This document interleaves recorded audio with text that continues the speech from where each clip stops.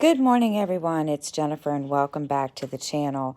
Today's video is going to be a tutorial of how to use the PatternKeeper app. As you guys can see, it is right here. And those of you that have never had the PatternKeeper app, this is what it will look like when you go to search for it.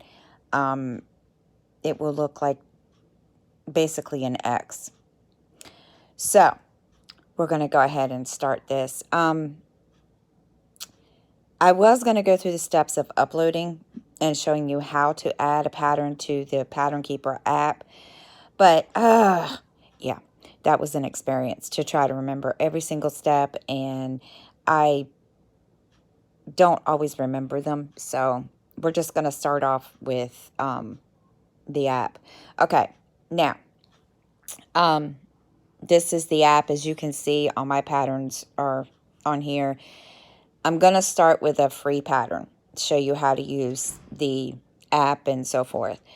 What you're going to do is, you can see I've already uploaded that one. Okay. Now, it gives you, this is a mock-up of the actual, this is a free pattern, so it gives you a mock-up of what it will look like. Now, when you want to use the app and keeping track of what you've, stitched or whatever, you want to hit the PDF.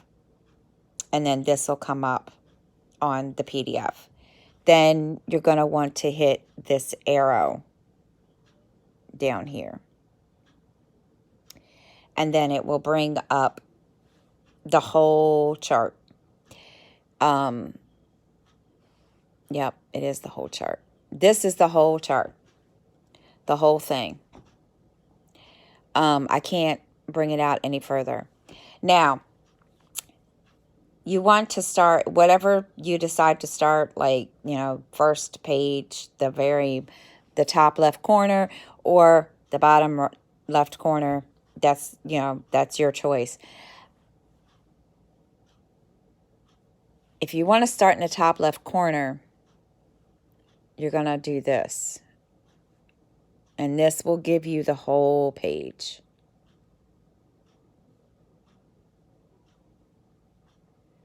There's the whole page. This whole, you can see where the bold, there's a bold line. That's the first page. What I normally do when I'm starting the page, I divide, see, this has 1, 2, 3, 4, 5, 6, 7, 8 columns in it. When I start a page, I start the first 4 columns over here. So what I'm going to do is I'm going to do this.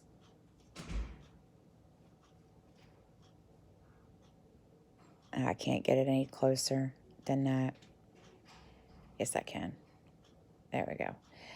Now, there are a couple of different ways that you can do this. I know that people do the diagonal. Now, I'm not sure. Yes, there's, if you go to the chart settings at the top right corner, and I'll show you again. You go to the settings, the gears up here, you can hit that, and it has your choice of the search color, the parking color, which those of us that park, or those of you that park. And then you also have those of you that stitch with the diagonal. And I don't. I may try it eventually, but I don't. So that it gives you the choices here to do whichever you feel like. So we're going to exit. We're going to go back. Now, what I do is I'll start, with a color. Say, for instance, I want to start with the heart, the white heart up here. I'll come over here, and also it has the actual symbol key over here on the right-hand side. You're going to find the color, the symbol, the clear, or the heart. And let's see, where is it?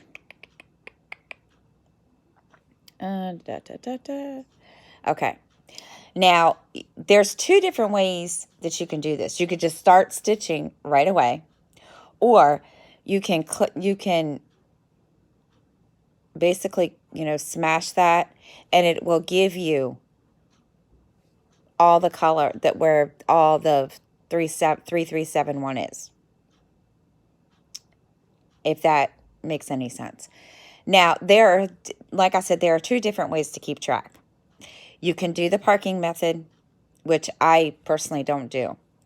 When you're going to do the parking method, you can click, or no, wait a minute, I got to do it this way. No, it's not. Really? Okay.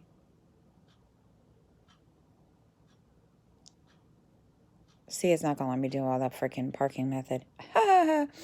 Okay. Don't know why. Probably because I don't have it set. That's because I don't have it set, I guess. Okay. Now, the way I do it is when I go to stitch the 3371, I'll start in this square, and I'll stitch all of that color in, like, down to this last row. Now, after I've done, after I've stitched, like, maybe this 10 by 10 grid, 10 by 10 grid, I'll go like this. And I'm trying not to get in the way so y'all can see what I'm doing. I'll mark off, and as you can see, you can mark off what you've stitched. I'll mark it off like so. And then and I'm not going to do this, but when you're done marking off, each square that has, 3371 in it, you come down here and you can hit this check mark, which I'm not going to do because I haven't started I haven't restarted this yet. So, I'm trying to think if there's another one. See, whoa. Really? Why did it do that? Why did it do that? Okay, there we go. I don't know why I did that.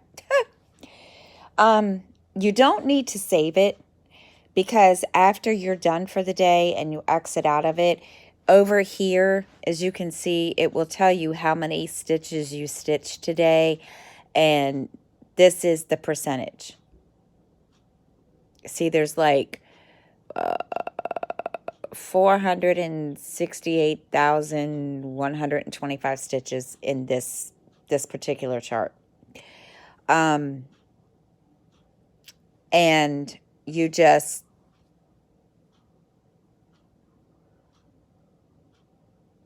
and that's basically what it just keeps track of, however many stitches you stitch. One I'm doing now, I've only completed 4% of it, but that's okay. Let me see if I can. I'm going to try to do the diagonal. Let's see if I can do the diagonal. Upper left to lower right. Let's see. All right, we're going to try this. I'm just going to have to get out of it. Okay. As you can see, they show you how to do the diagonal. I personally don't do diagonal just because I think I would get totally confused. But you can start. It gives you a way to start it. Again, I don't know how to start it, but it tells you how to start on each page, I'm assuming. So if you want to go, start on this page, which I don't know where. Wait a minute. Okay. I don't know where the page ends. There it is. Okay, if you want to start on this page, you can go down to the bottom of this page and start down here. Or, however you want to do it. Me personally, I haven't tried diagonal. Like I said, I'll probably try it on this one, but I haven't tried it yet. But, and I'm going to take this off now because I'm not going to do it. when you're setting things up, if you see, it says general, where you can show page breaks, highlights. This is your search color, the parking color, and of course, for the diagonal lines and so forth. That's really all the only settings. Now, the page breaks, I do the page breaks. I've been told that the pattern doesn't, when you're going to the next page and you start stitching it, if you use the page breaks that are in the actual pattern, I've been told it doesn't work. But so far, I haven't had a problem on the one I'm working on right this minute. So that's entirely up to you if you want to use page breaks.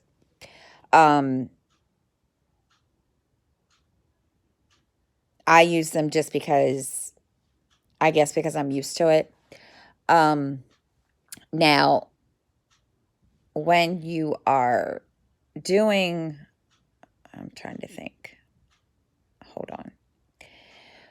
When you are going to, and it's not going to let me show you guys anything else.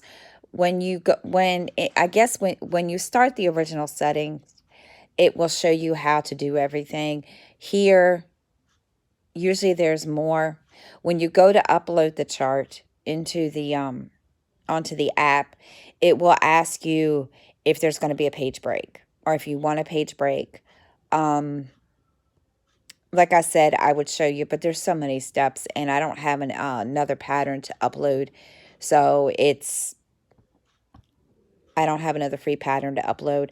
I probably could go on to, a site and find one, but I don't have one right now to upload. This is the free one that I had that's left over. But this is basically, I mean, granted, this is not the best tutorial in the world. This is basically, it is based off what I use. I can't show you the one I'm doing now because it's not free. But I just basically do the same thing. I just basically sit here, and when I stitch a color, like say for instance, whoops. Say for instance, I'm going to stitch the number 8. So I'll come over to the thing, and this is going to be that. And if, say for instance, I've already stitched it, I'll sit here and just mark it off. Of course, I would help if I did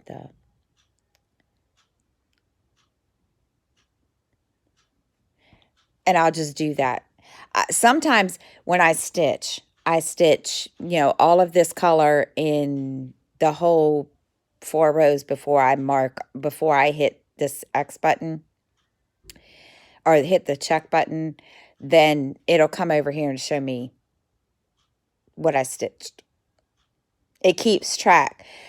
I did notice, now I will tell you, there for a while I was using a regular notebook to also keep track, because I did notice that this was like a couple stitches, stitches off. But now I've gotten to the point, I've gotten out of the habit of keeping track of that on a notebook just because it's easier. And sometimes I don't always remember to write it down. But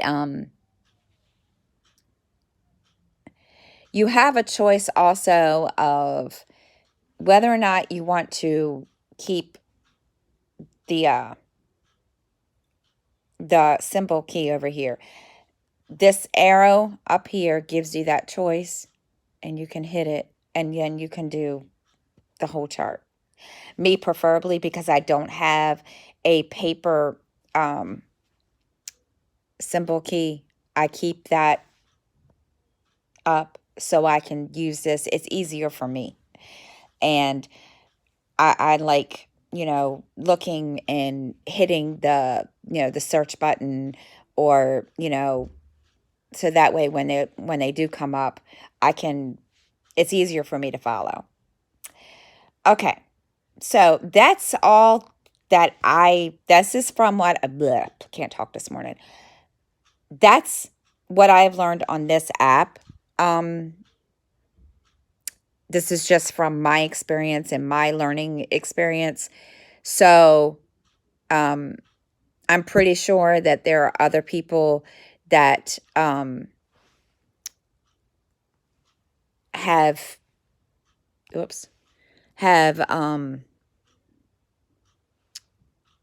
you know, learned more things to it, or probably learned, probably have other little tips and tricks. That's the only thing I do. I'm just one of these plain Jane basic, I just sit here and mark off each individual stitch that I did. So I hope this was somewhat helpful to those of you that asked for this tutorial. And thank you for watching. And if you have any questions or concerns or comments, you can please post them below. And thank you for watching, and have a great day.